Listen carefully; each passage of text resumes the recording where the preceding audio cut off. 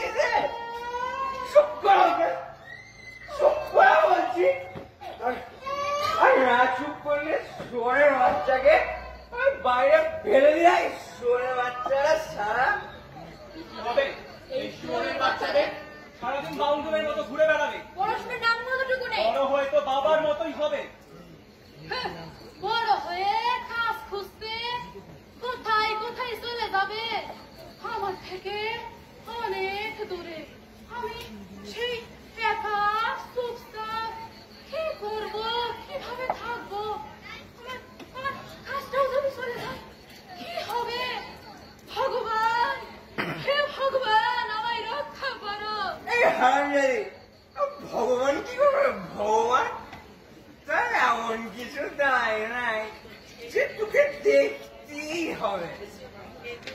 বড় লোকের বাড়িতে তার আনাগোনা বেশি। কেন বলতো? কেন বল? এরা বিলিতি বোতলে ভগবানের সেবা করে। তারা জানিস সারে কিচ্ছু জানিস। এসবের জন্যই তো সংসারের এই হাল। এসব খাইবার ছেড়ে যদি একটু ধর্ম কর্ম করতে, মন্দিরে যেতে, তাহলে সংসারটা একটু সুখের হতো। হারামজাদি, তুই আবার মুখে মুখে তর্ক করছিস। হারামজাদি, আমার কোথাও শান্তি নাই, কোথাও শান্তি নাই।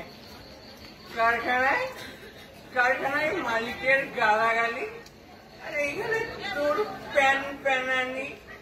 আমার কোথাও শান্তি নাই। বিয়ের সময় মনে আছে? সেই বিয়ের সময় তোর বাপ জিনিসপত্র দেবার মানে চুপ ছিল।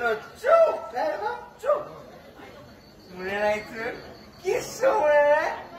যা হারামজাদি, যা কাজকর্ম কর, যা, আমি শান্তি রে। যা